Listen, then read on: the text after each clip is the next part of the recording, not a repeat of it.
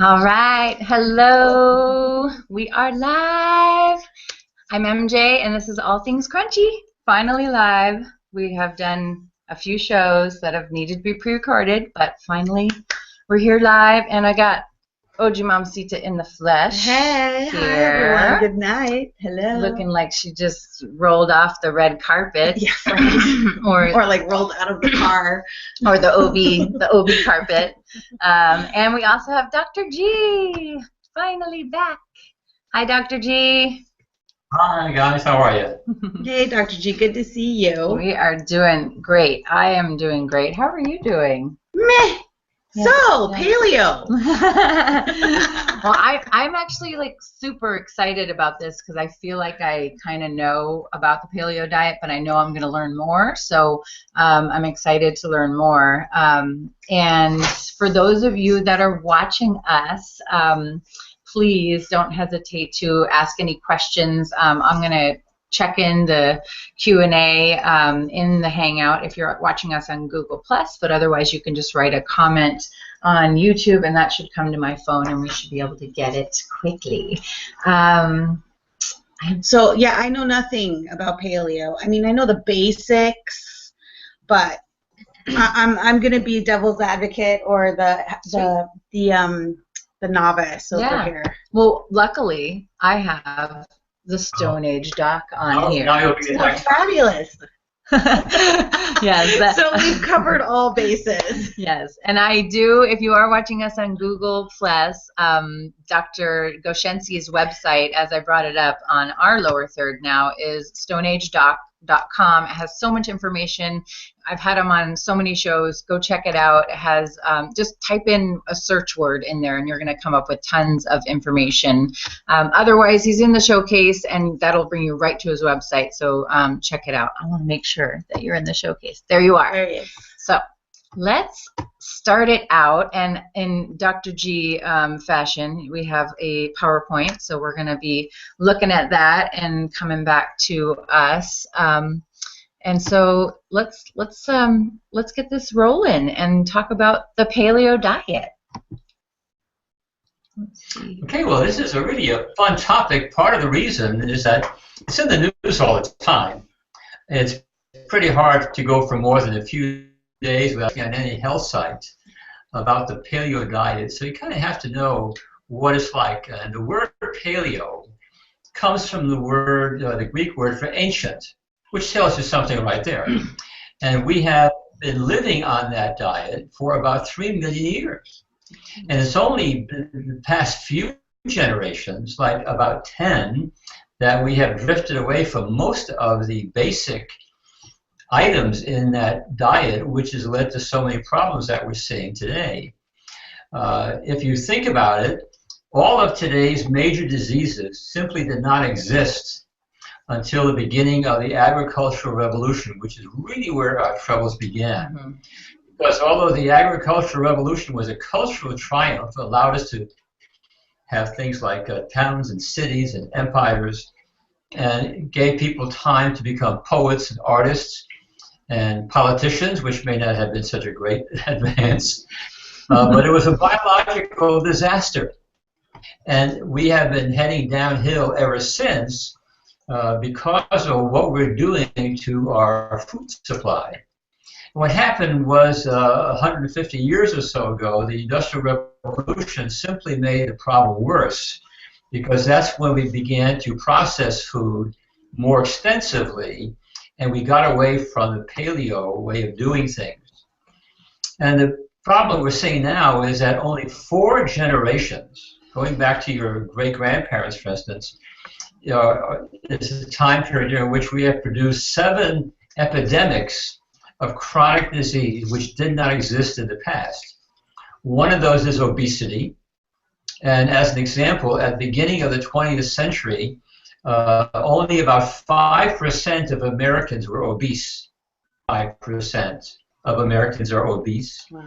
And 70+% are overweight, all of which carries problems.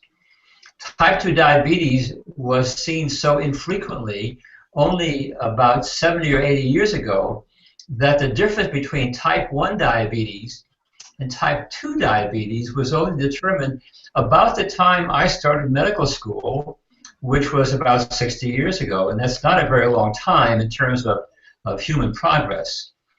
Osteoporosis is another. Osteoporosis has nothing to do with aging, has everything to do with lifestyle.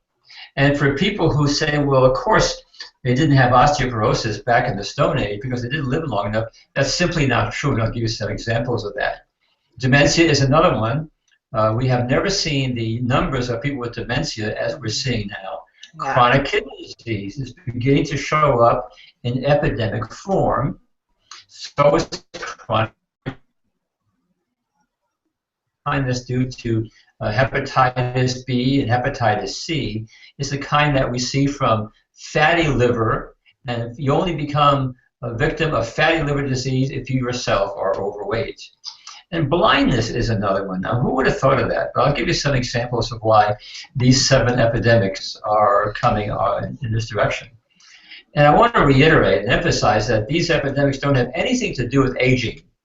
Because if we look at hunter-gatherers, of which there are only about 60 or 70 such populations on the planet anymore, they're rapidly disappearing. Hunter-gatherers live today as their ancestors did 30 or 40,000 years ago. And they are essentially untouched by civilization, although, as I pointed out, they are rapidly diminishing. But among that group, there is no obesity, there is no high blood pressure, hypertension, there is 0 coronary artery disease, they have no type 2 diabetes, no osteoporosis, there is no vascular dementia, which is a kind of dementia that occurs as the blood vessels in your brain become narrower and blocked. There is no kidney failure and no liver failure. And the reason, and no vascular blindness either, which is something that is a big issue now. But the reason I have that red asterisk behind each one is because those things didn't occur until they become civilized. Whenever hunter-gatherer societies become infiltrated by civilization and style, they develop all of these problems. If we look at what the paleo diet includes, it's primarily vegetables, which is more than half of it, and fruits, root vegetables, nuts, berries, wild game, wild fish and other seafood, and it does not include things like cereal grains, which includes rice. It does not include dairy products. And if you think about those 2 food sources, they represent in excess of 70% of all the calories of the people who live on the planet today. Yeah. Yeah.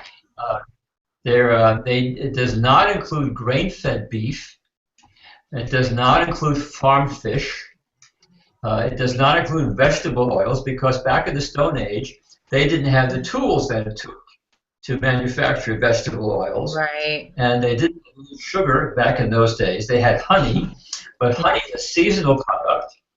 It doesn't occur every place, and it's really hard to gather unless you're well equipped for it.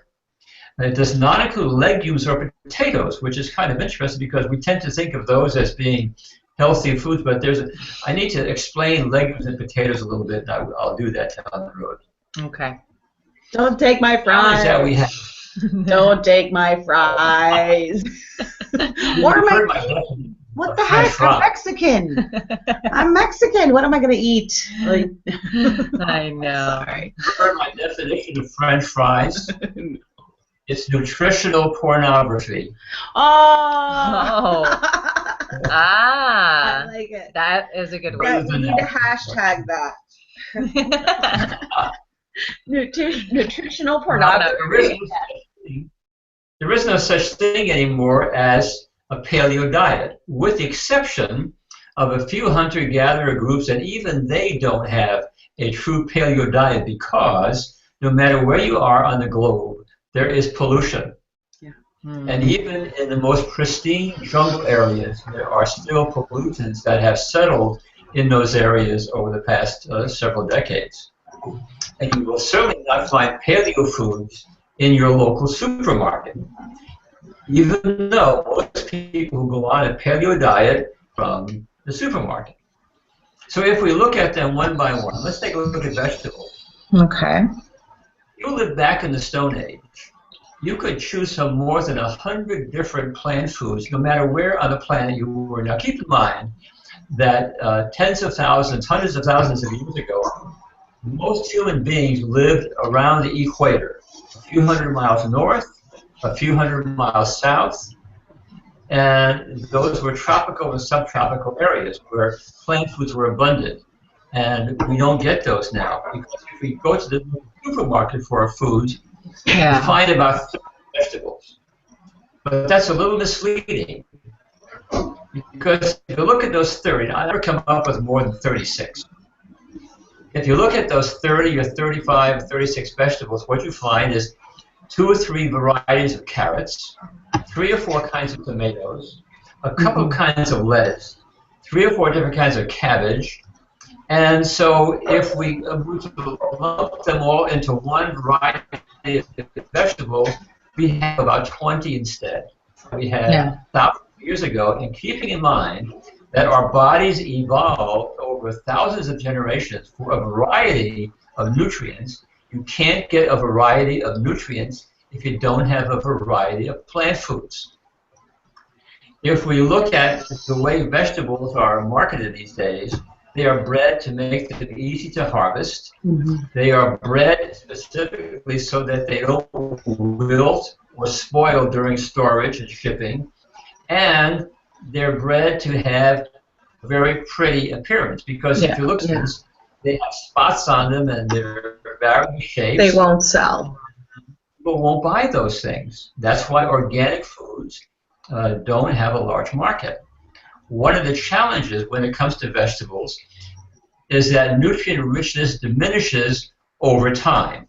And I don't mean over time in storage or shipping. I mean over time as we have been growing these things for several decades. If we look at nutrient losses, that I have made a number of times, is that when the first farmer planted the second crop, that second crop wasn't as nutritious as the first, because he already took something out of the soil and didn't put it back. If we look at zinc deficiency as time, the Middle East has been farming for about 12,000 years. And it wasn't until relatively recently that they realized that you have to give something back to the soil, or the things that you are growing are less and less nutritious. If we look at the kinds of things that we've lost over the last 50 years or so, and by the way, USDA, Department of Agriculture, and various agricultural universities and colleges have been measuring these things since about the 1950s. And what they find is that vitamin A has diminished by almost half, riboflavin by more than a third, iron as much as 88%, calcium has diminished by between, depending on the crop, between 19 and 78%. And those are huge losses, because when we look at things like osteoporosis, we tell ourselves, well, we get our calcium from dairy products. Well, they didn't have dairy products in the Stone Age. They got all of their calcium from plant foods. If we look at the kinds of fruits we're seeing now, the kind of fruit they had back there was not the great big huge apples and pears that we have now in our product shelves, but they were very small. The average apple thousands of years ago, or even going back only a few hundred years, was about the size of a golf ball, kind of like crab apples are today. They had less salt than modern versions, which means they had less starch and less sugar. And as the size of a fruit increases, the relative surface area decreases. And where did your mom tell you all the good nutrients were when you ate an apple? In the skin. Yeah, on the skin, yeah. Yet there is less skin per ounce of apple or any other fruit now than there was a couple of generations ago. Crazy. That's what's fascinating. Pardon? And that's just crazy to me. So, okay, for an apple, well, okay, before, way back when the apples were smaller, Yes. but they had more nutrition. Yes. Can you explain that one more time, Per Dr. ounce. G? Per Oh, ounce. per Yeah. ounce. Okay. Well, still, yeah, they had more nutrition. Let's say we have a block of wood 12 inches on a side, a cube of wood, and it's got 6 square feet of area, right? Because there are 6 sides. Oh, he's doing math. Okay, you've got But me. if you put it down the middle, you have added 2 more surfaces that weren't there before. Mm. Now it's got 8 square feet of surface area. Go Right. backward. Take those 2 halves, put them together, and when you put them together, there is less surface area per pound. That's what we have done. We have made fruits like apples larger. There's relatively less surface area per ounce of fruit, therefore fewer nutrients. Right. Okay. But buy those big apples because they're sweet and they're juicy. Yeah. For us. So we used to be able to say an apple a day keeps the doctor away. Now, not so much. Okay. Now, if we look at root vegetables, and except for things like carrots, onions, and garlic. I mean, think about this. Have you recently eaten some of these things? When was the last time you had parsnips? Or kohlrabi? Or turnips? Oh, please. Yeah. Rutabaga? Radishes? Maybe you toss radishes into a salad. But there are many more root vegetables than this, but even those common ones, we don't see on our menus anymore. Yeah. Because we like carrots, maybe beets, certainly onions and garlic. Yeah. Now, all nuts are healthy for us, but we usually have them only occasionally. Once in a while, we'll throw some walnuts or pecans into a salad, but nuts are certainly not part of everybody's diet every day. When they are, they're usually salted. We are already getting more salt than we ought to, and by having a salty snack, we're just making the problem worse. However, nuts are very good because they got lots of protein. But They have the- what's wrong with salt? I don't get the deal. That's why. Why is salt so bad? Yeah. Why is salt so bad? Okay. That's a whole other show. I know, right? But go for it. Go for it. Well, the thing is that my son, we are trying to get more protein in him, and so he does like nuts, but he asks for salty nuts, of course. So I'm Not like, touching that one. why is the salt bad? If he has some salt and nuts every day, maybe you should try to cut back on salt and other foods. And one of the first steps to take is never put the salt shaker on the table. Okay. Don't add salt to food that you've already made. Okay. Because the average American takes more than 2 times as much sodium every day as is normal for humans. As a matter of fact, if you look at those hunter-gatherers I talked about, Yeah. their average sodium intake every day is only 600 milligrams. Do you know how many milligrams the average American takes in every day? Over No. 3,500. Yeah. Yeah, I was gonna say 10 And we times. know that salt is directly related to things like high blood pressure. Now, not everybody is what's called salt sensitive, but about 20% of us are. And of the 3 of us, I'm willing to bet that none of the 3 of us knows whether we are in that 20% or not. And so we may be getting more salt than we ought to, increasing our blood pressure, but we don't know that we should be part of that 20% that should definitely cut back on salt. So, Okay. in the paleo diet, nuts are fine because it's fine. Fats.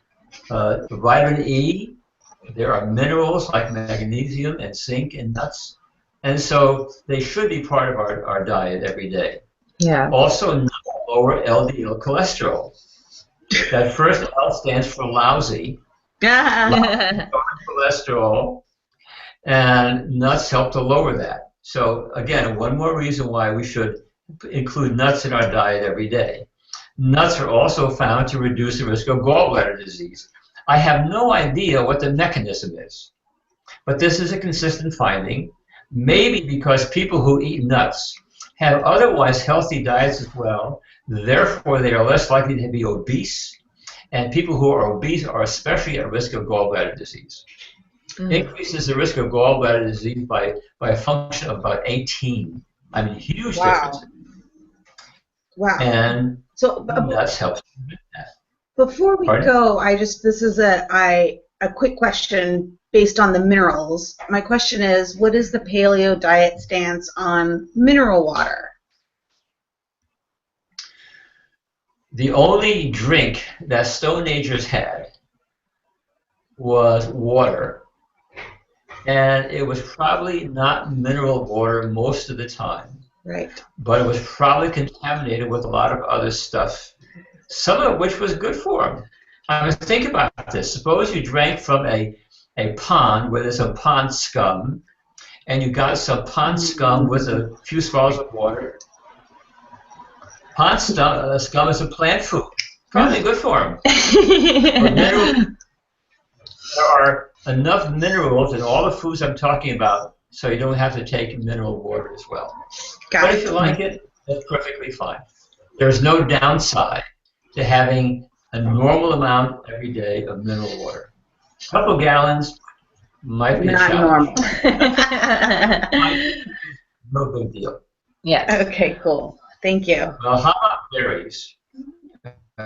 We especially want our kids to have a lot of berries, but the fact is that hardly any Americans have berries on a regular basis. Yeah. And by regular, I mean at least once a week. It's the only part of our diet usually in the summertime, and even then, not even every day. But the problem with berries these days is that both strawberries and raspberries are subject to being contaminated by bacteria and parasites. I mean, think about strawberries and raspberries. It's really hard to get them clean, and therefore they are much more likely to be contaminated. So, although I do enjoy both of those, make sure they're well washed. The advantage of berries is that they are very high in antioxidants. Any food that is highly colored and highly flavored, like strawberries and blueberries, is going to be very high in antioxidants, because those antioxidant chemicals are themselves highly flavored, highly aromatic, and highly high antioxidants. Potent. Yeah. When it comes to wild game, when was the last time you had wild game?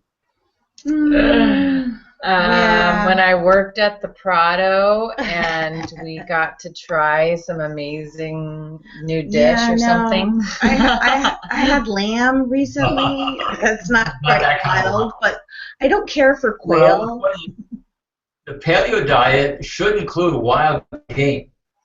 Because if you look at what wild game is like, which is generally not available unless you have to know a hunter, because it's not usually sold in the supermarkets. Yeah. The fact is that the kind of meat we have in the supermarket is not a good substitute in the paleo diet for wild game.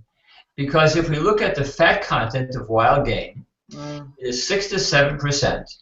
And most of that is not saturated fat. It's what's called polyunsaturated fat. And of the little bit of saturated fat in things like venison, for instance, it's not the same kind of saturated fat chemically as what you get in a T-bone or a piece of roast in your supermarket. If we look at beef, that is saturated, very little polyunsaturated, therefore there's complete reversal of the kinds of fat that we should be getting from wild game if we're going to be serious about a paleo diet. Okay. If we look at wild fish and other seafood, keep in mind that every single body of water from which we gather seafood is contaminated. It's got mercury in it or cancer-causing chemicals. You can't get away from that, no matter where you are. And if we look at things in the Stone Age, there was zero contamination. There was no mercury because they had no industry. And there were no cancer-causing agents because they had no plastics industry, which is where the kinds of contaminants that we see now end up in our fish. They had no large species of fish. Why does that make a difference? Because the bigger the fish, the more likely they are contaminated with mercury and cancer-causing chemicals, because they are predators on smaller fish, who in turn are predators on still smaller fish, and so they get this accumulation of mercury in their muscle tissue, and that's why things like tuna are the kinds of fish that a pregnant woman should not have more than a couple times a month. Not that there is a high risk, but there's enough of a risk so that the government says we should stay away from things like tuna and shark and tilefish, things that are high up on the food chain that are most likely to be contaminated. And my favorite foods are salmon and sardines, because they are least likely to be contaminated with chemicals. But back up, I want to talk about Sardines. farm fish. About half the fish that we have in this country is farmed. And if you knew how those animals were cared for, you probably wouldn't enjoy fish nearly as much as you do. And the specific things to stay away from are, number one, tilapia, Yes. which is almost always farm grown. Much of it is raised in China, where their processing is very questionable. The other kinds of fish to stay away from are Atlantic salmon, especially Atlantic salmon that comes from the North Sea near Scotland, because in those areas have the highest concentration of cancer-causing chemicals. So if you're going to have salmon, get wild salmon from Alaska, which has the least chance of having any chemicals with it. Yep. Wow. Yep. So let's talk about cereal grains. One of the reasons Stone Agers had 0 cereal grains in their diet is because it was too much trouble. They have to be crushed, they have to be heated, and it wasn't until about 20,000 years ago that humans had the tools for crushing grains. They had heat before that, control fire before that, but they had no grain crushing instruments to make flour with. Now, one of the reasons that we became grain eaters, and more than half of our food comes from various grains, is because grains can be stored easily. You can't store things like beets or carrots or apples or cabbage or broccoli very well. But you can store grains for years, as long as you keep the critters out. Yeah. Yeah. The problem with grains is they contain something called anti-nutrients. Anti-nutrients are chemicals that interfere with the absorption of iron, specifically, and calcium. And so the fact that we have become a grain-eating world is the reason why iron deficiency is so common. The single most common form of anemia on the planet, and vitamin deficiency. If you look at vitamin A, for instance, which is absent from corn, much of Africa subsists on corn. They have severe problems with vitamin A deficiency. And thousands of years ago, they had no problems with something like childhood blindness. But children in Africa are blind to an enormous degree because they don't have vitamin A, which destroys the vision. Also, when you were kids, well, maybe not when you were kids, because you probably got the measles vaccine. But when people had the measles vaccine, we would see maybe 1 child out of 1,000 who would die, maybe 1 out of 500 or 1,000 who would get encephalitis from that. If you look at places in Africa where they have severe vitamin A deficiency, about 4 in 10 children die of measles. That's an enormous difference. Wow. Yeah. Those problems can be completely reversed by simply adding vitamin A to the diet. When we look at grains, it wasn't until we began to have cereal grains that depended on single crops that we began to have famines.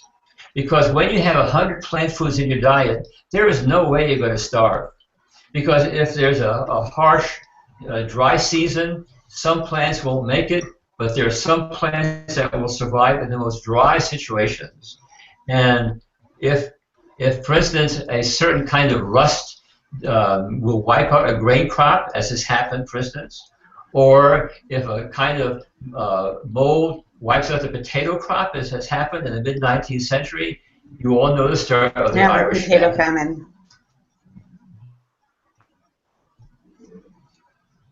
But most of it was because they relied on a single crop.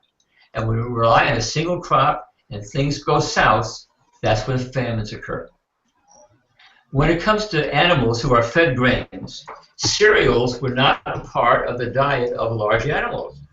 I mean, 100,000 years ago, when people hunted things like deer and antelope and hogs, mammoth, whatever, those animals never ate a bit of grain, of cereal, except a little bit that might have been on the rest of the plant that they were eating. But that's what we feed now, because of the fact that we feed these animals grain, mostly corn. All these things, beef, pork, and lamb, are high in saturated fat. And that's why you don't get that in wild game. Another factor is that modern meat production relies on hormones and antibiotics, neither of which is healthy for us. You don't get that in wild grain, and they certainly didn't have that back in the Stone Age. How about birds? Well, back then they could find scores, if not hundreds of different kinds of birds to be part of their diet, and eggs that were part of their diet.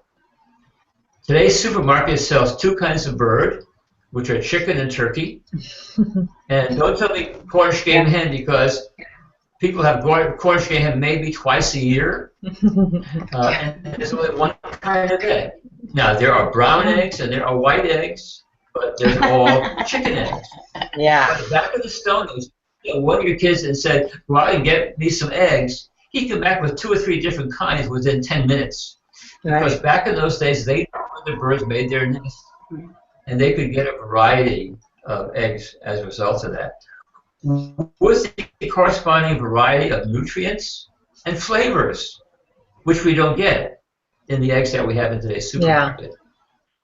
Another problem is because of the way we farm birds, they are contaminated with salmonella and other organisms.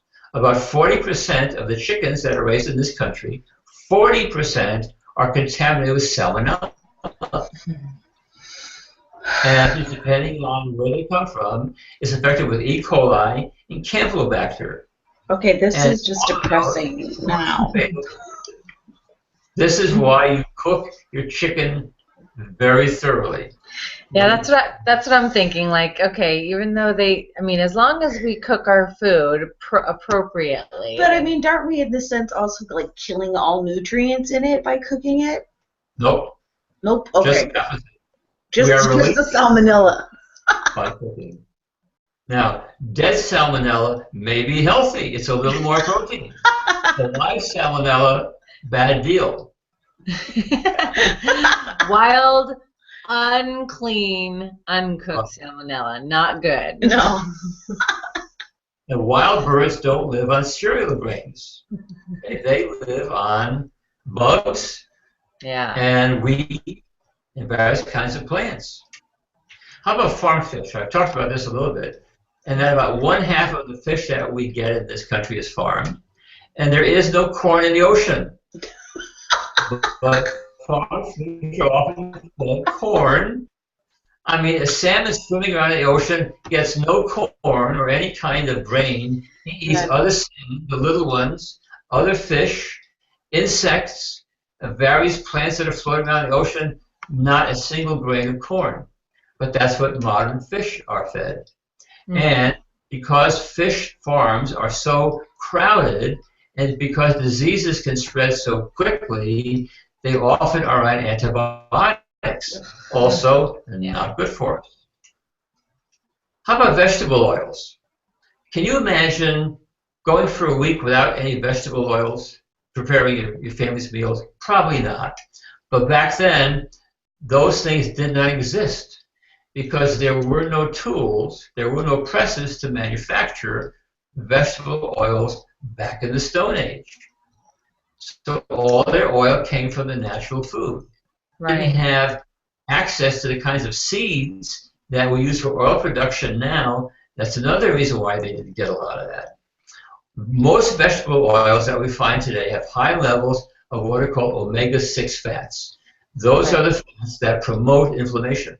Now, we do need omega-6s, but we also need omega-3s. And most vegetable oils don't have very much omega-3s.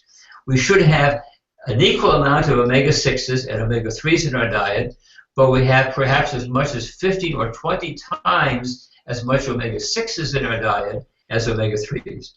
Also, the kind of thing that leads to inflammatory problems.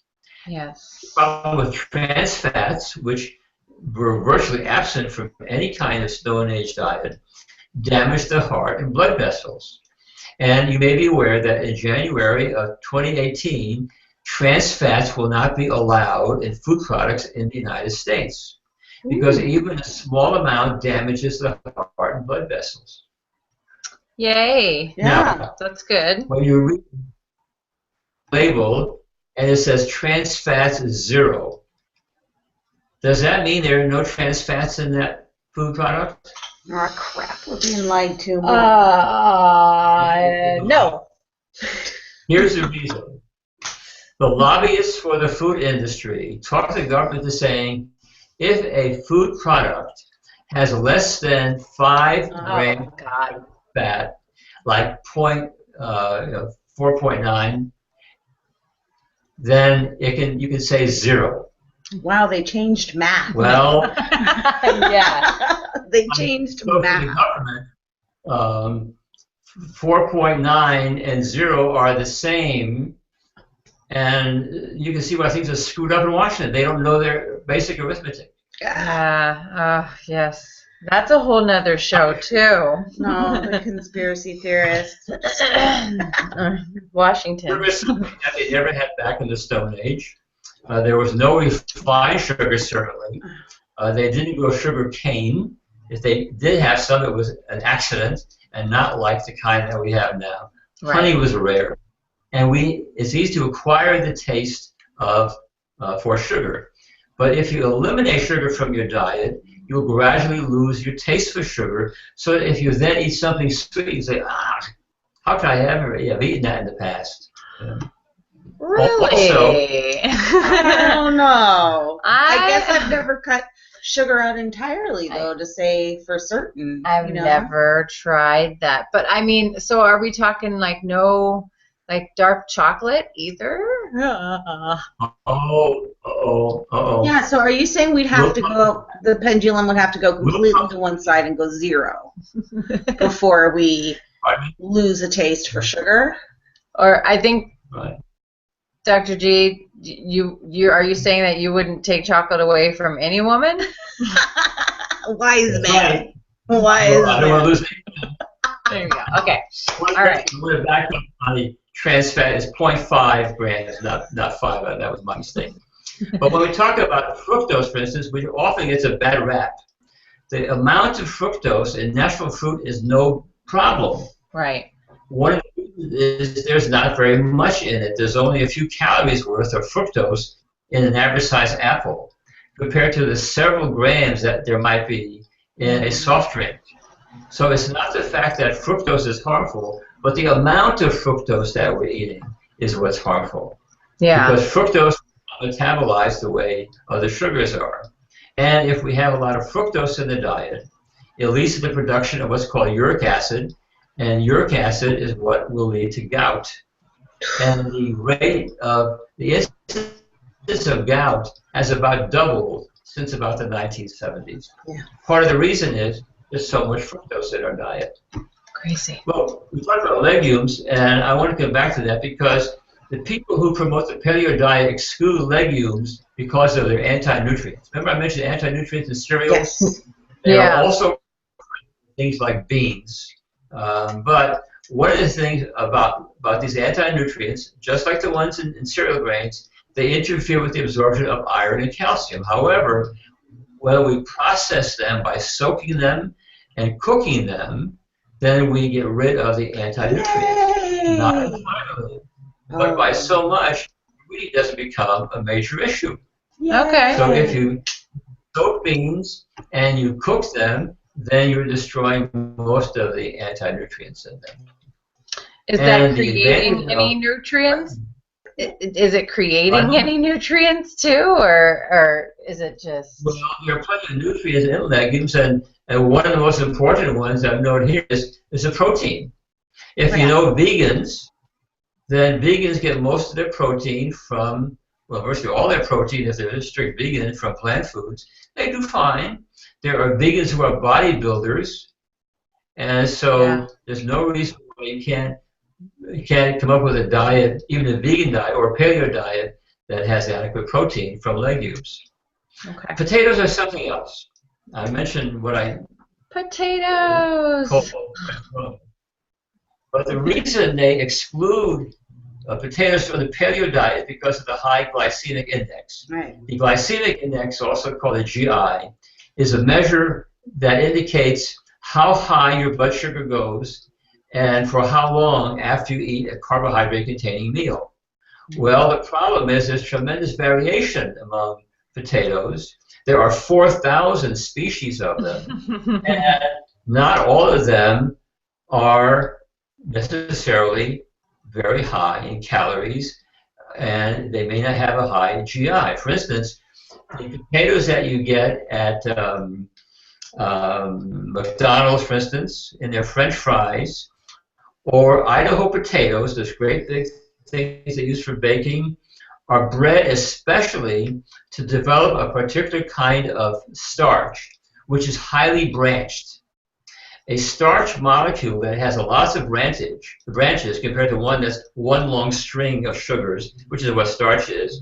If it's got a lot of branches, there are a lot of places for enzymes to start breaking down that starch molecule into its individual sugar components.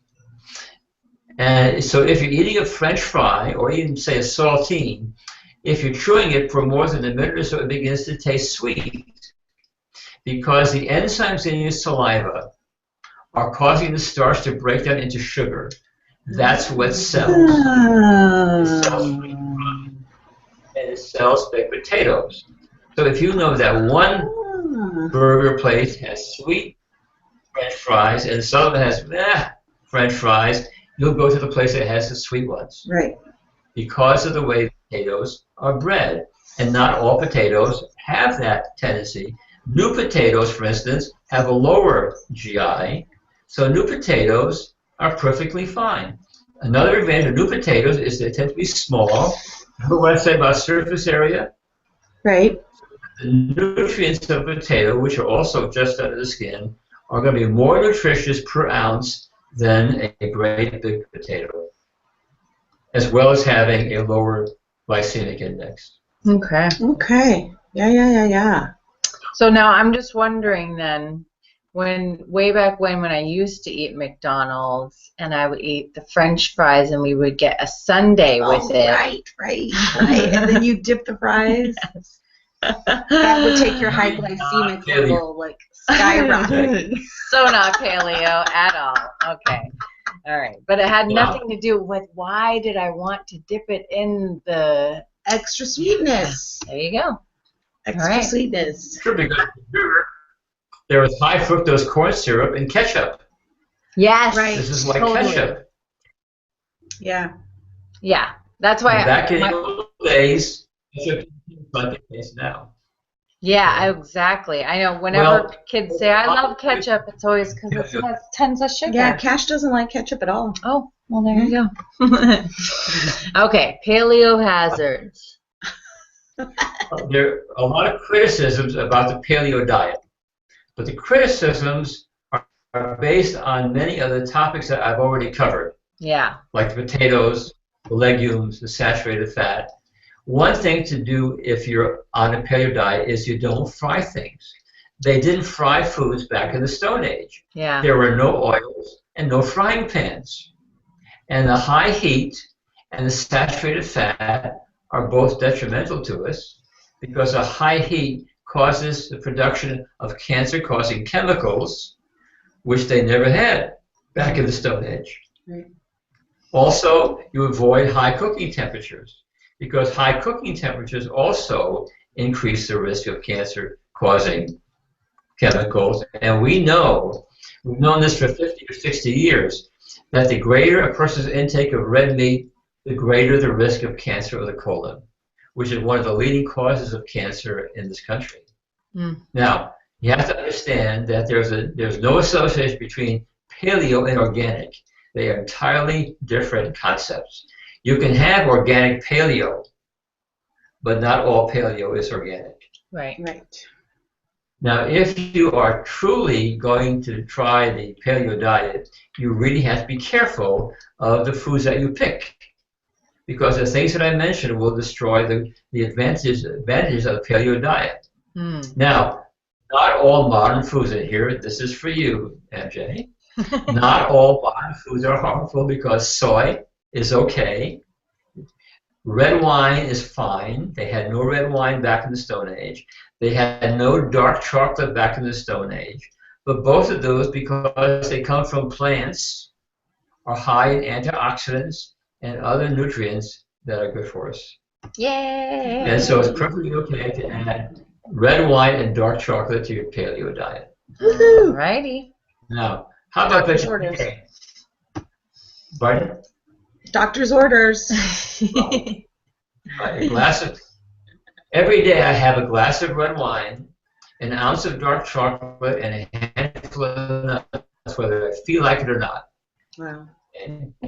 Now, how about vegetarians? How do they do? Well, the titles really miss the point. Yeah. Because either a vegetarian diet or a paleo diet can be low in saturated fat or high in saturated fat and trans fat.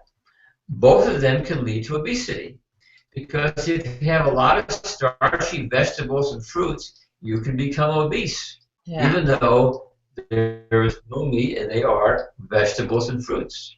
And being paleo doesn't mean a lot of red meat. Red meat is a good part of the paleo diet.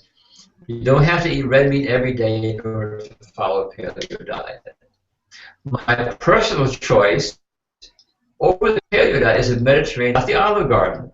You don't find the Mediterranean diet at the Olive Garden. Okay? One of the reasons is if you go to the Olive Garden, and it's a fine place to eat, if you pick the menu carefully, but if you look at the Mediterranean diet, a serving of pasta is about 4 ounces. Right. How much pasta is in the entree of the garden? Oh, geez. I would say at least like 8 to 10 like ounces. I'm all 18. How about 18? 18 ounces. I guessed it right. Pasta entree, and that does not count the breadsticks and the wine and the tiramisu.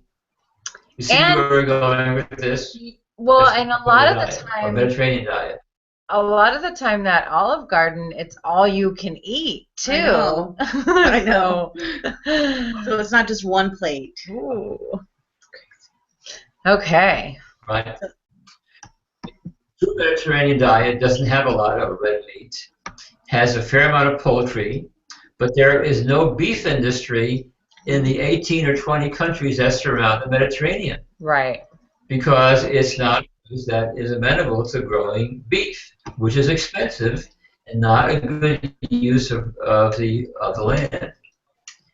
If we look at dairy products, we tend to think of things like cheese in the Mediterranean diet, but not very much, because until shortly after the Second World War, they didn't have much of a dairy industry because they couldn't keep stuff refrigerated.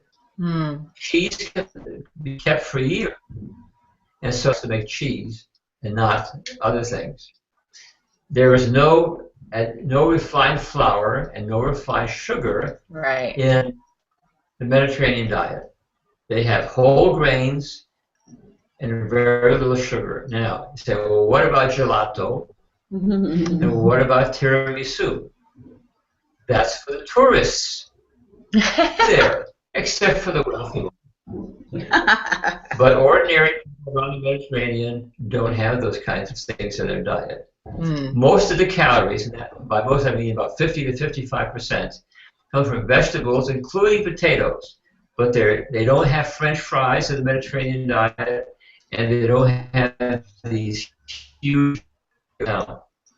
40% of the calories come from olive oil.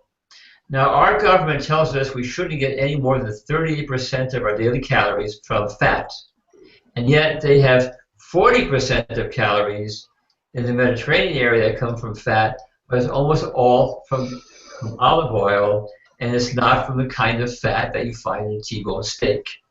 That makes all the difference.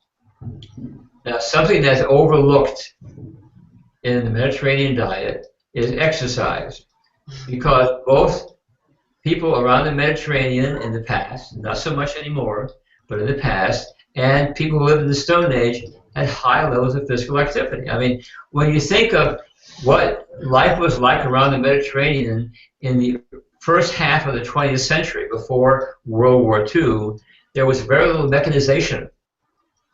When they went from one place to another, they usually walked. Yeah. When they had to move something or pick up something or till the soil, it was done using muscle power, not using a gas-powered engine. So they had a lot of physical activity. And when they had a lot of plant foods and very few refined foods, they were not likely to be obese, and they didn't have the chronic diseases that followed obesity. So this is the reason why exercise is so important. Mm-hmm. Some insights that we get from the paleo concept is that this is how we lived for about 3 million years. And we've made a lot of progress in 3 million years. Stone Ages were healthier than most modern humans. And one of the talks that I have, I point out that a pregnant woman is in better health than a pregnant woman today, and was at much less risk of pregnancy and delivery back in the Stone Age than it is today. Yeah. There were no pregnant women in the Stone Age with gestational diabetes. Right. And that was very common among pregnant women as obesity has increased. There were fewer infectious diseases back then than there were after the Agricultural Revolution. Yeah. Because after the Agricultural Revolution, we had to settle down into villages, towns, cities, lots of people around water sources, lousy plumbing, and that's when epidemic diseases began. There were no epidemics in the Stone Age. There weren't enough people to spread them, and they didn't come into contact with large numbers of people, so there were no epidemics. Right. They weren't great hunters either. We tend to think of Stone Age as being great hunters. They weren't able to hunt large game until about 150,000 years ago, when they developed the tools and communication skills.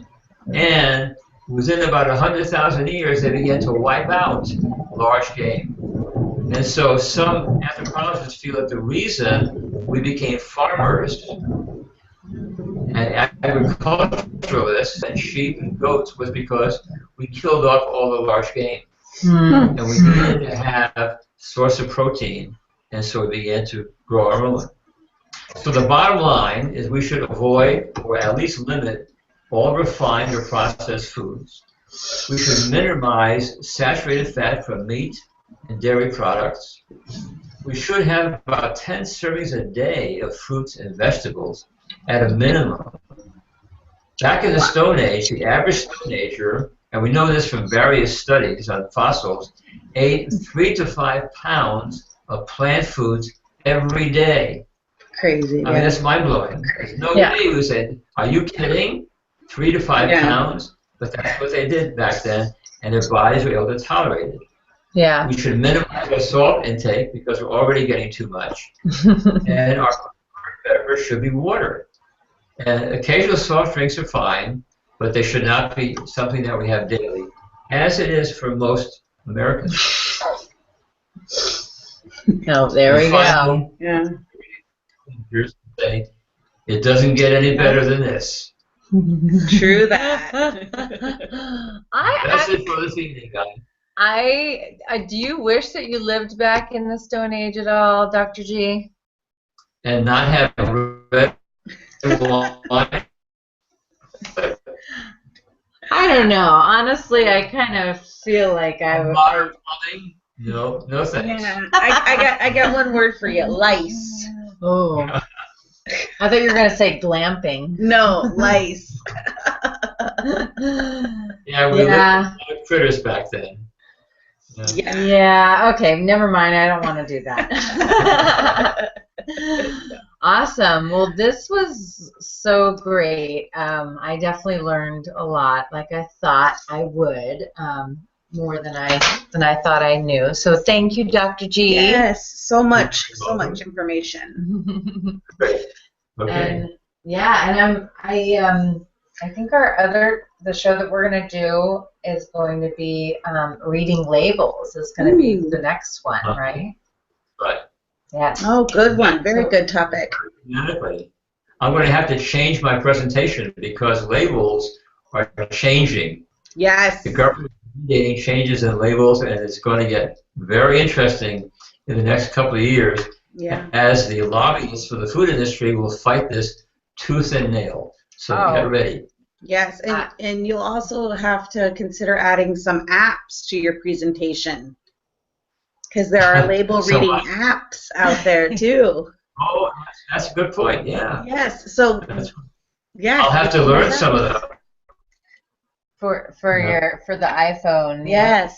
For all the smartphones. Yeah. Oh my gosh. Well, that'll probably make things a little easier though. Yes. Hopefully. Yeah. So, all right. Well, awesome. We're going to end here, and thank you guys for watching. And if you have any questions, please don't hesitate to, even though we're not live and you're watching this later, you can put your questions wherever you want to. Hopefully, I will get them and get them answered by me or Dr. G. By Dr. G. And thanks, MJ. Yes, thank you very much. Thank you, Dr. G. I'm going to put it on mute for a second so we can say goodbye, and we'll see you at the next show.